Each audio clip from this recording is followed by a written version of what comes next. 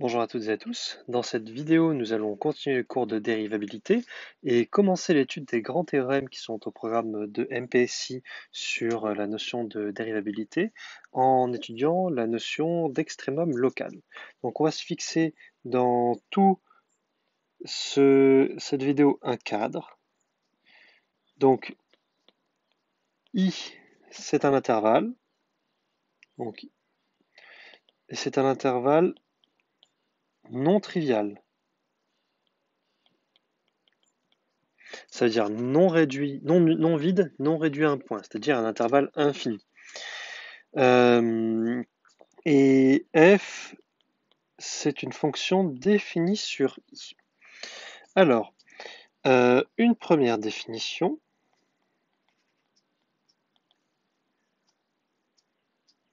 Donc, si je prends a un point de i, je dis que f admet un maximum local en a. Alors, qu'est-ce que cela veut dire un maximum local? Ça veut dire que au voisinage de a, c'est-à-dire autour de a, f de x est plus petite que f de a. Alors ça veut dire quoi ce au voisinage, ce autour? Eh bien ça veut dire qu'on peut trouver une petite zone autour de f sur laquelle ceci est vrai. Donc ça se traduit par si il existe un epsilon strictement positif tel que pour tout x dans i, si x est à distance au plus epsilon de a, alors f de x est plus petit que f de a. Et ensuite, on dit de la même manière que f admet un minimum local en a si f est plus grande que f de a au voisinage de a, et ce que l'on traduit de manière quantifiée, et c'est important de bien le savoir de manière quantifiée, il existe epsilon tel que strictement positif, tel que pour tout x dans i, si x est à distance au plus epsilon de a, alors f de x est supérieur ou égal à f de a. Et puis, bien sûr, on a le vocabulaire classique, un extrémum, c'est un maximum ou un minimum. Ça, c'est vraiment le vocabulaire classique. Donc, extrémum égale minimum ou maximum.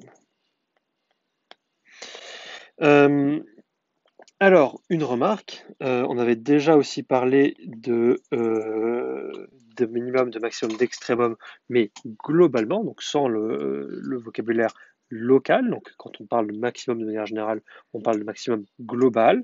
Et ce que l'on voit de manière très naïve, c'est qu'un extrémum global est toujours local.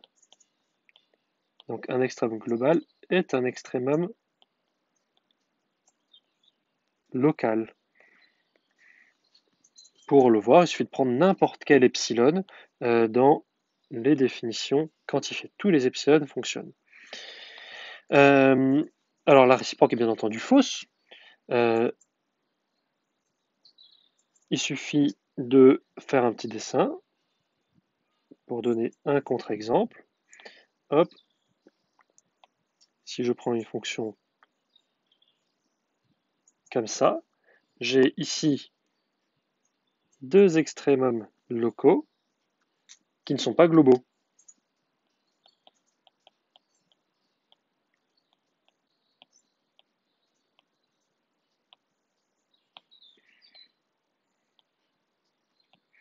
Et ce que juste on va remarquer, et ça va être le résultat à voir, à retenir de cette vidéo, c'est le résultat central de cette vidéo, c'est de voir que quand on a un extrémum global, ainsi, un extrémum local, pardon, eh bien on a une tangente horizontale. Et c'est le résultat que l'on va énoncer et démontrer. Alors, Une remarque, là, juste, on peut le voir très simplement ici. Si j'avais juste défini ma fonction sur cet intervalle-là, j'ai aussi des extrémums aux deux bornes là, mais sur lesquels il n'y a pas annulation de la dérivée. Donc, on va énoncer un théorème comme suit. Alors, ce théorème, si on devait lui donner un nom, on pourrait parler de théorème de criticité des extrémums locaux. Bon, on va voir ce que cela veut dire. Donc, je prends un point A de I qui n'est pas the borne de I.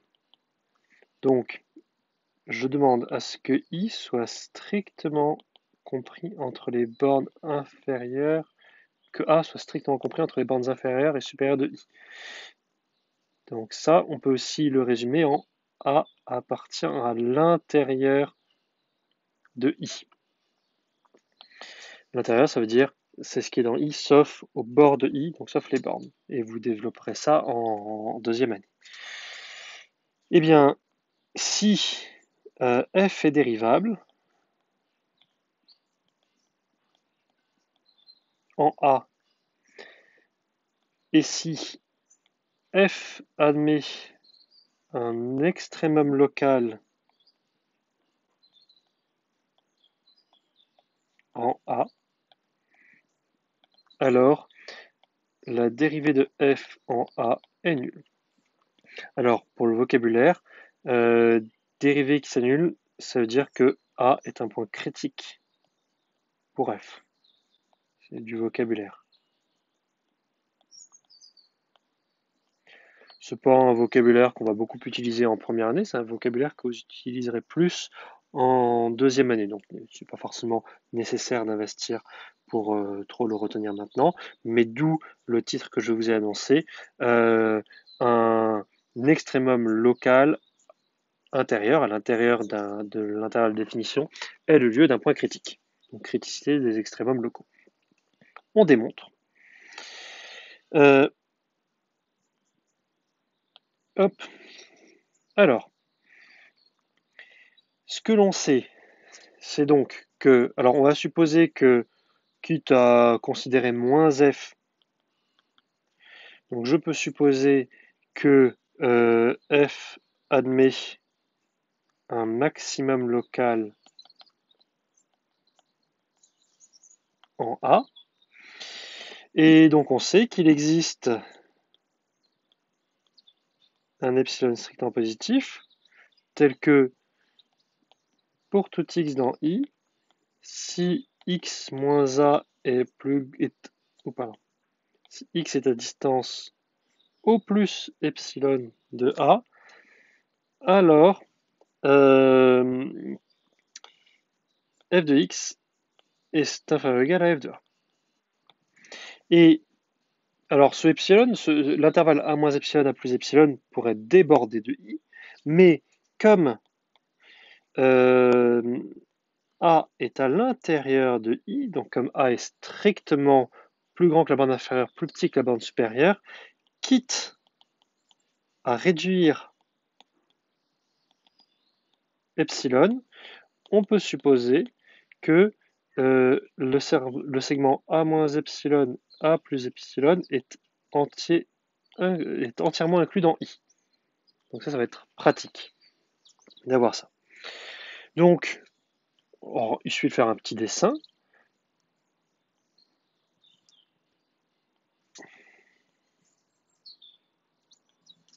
Donc ici, on place A.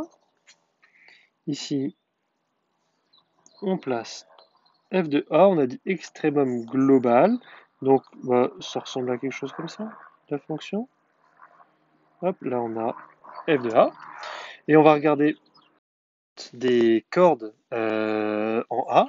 Donc, à gauche de A, on a des pentes positives. À droite de A, on va avoir des pentes négatives. Donc, par passage à la limite, on aura une tangente horizontale, tout simplement. Donc, si je prends, alors, hop, si je prends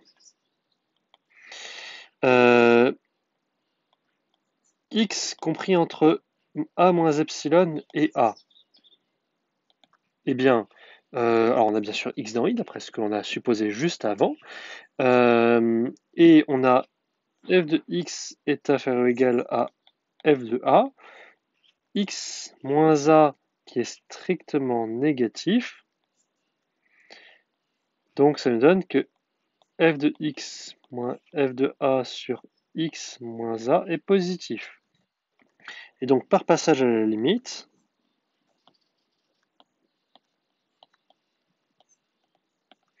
on a donc f' de a qui est positif. Et maintenant si je regarde à droite, donc je regarde a strictement petit que x inférieur ou égal à a plus epsilon, alors on a f de x qui est toujours plus petit que f de a. On a cette fois-ci x moins a. Oh, pardon, j'ai fait une erreur là. C'était bien sûr x moins a strictement négatif ici. X moins a maintenant qui est strictement positif. Et donc,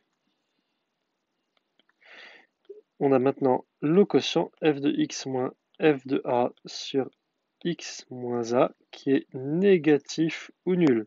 Et donc, par passage à la limite,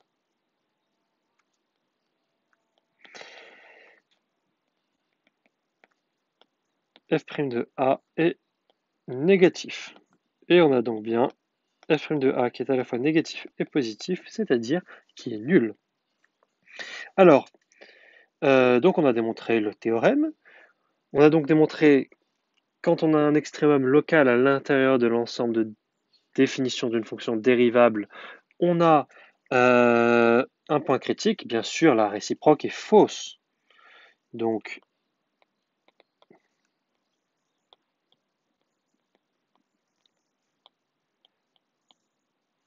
et l'exemple à bien retenir, c'est l'exemple de la fonction cube, qui a une dérivée qui s'annule en 0. Pourtant, à gauche de 0, la fonction cube est strictement négative, à droite de 0, la fonction cube est strictement positive, donc il n'y a pas d'extrémum local en 0. Voilà pour ce résultat. C'est un résultat important qu'on utilisera souvent, et vous voyez que c'est un résultat très simple. La démonstration est à retenir. Typiquement, on peut vous la demander en colle ou en interrogation de cours. Maintenant, avec un petit dessin, vous voyez, ça se retrouve très facilement. Voilà pour cette vidéo. Dans les vidéos suivantes, nous allons continuer sur cette lancée et continuer à étudier les principaux théorèmes au programme de SUP.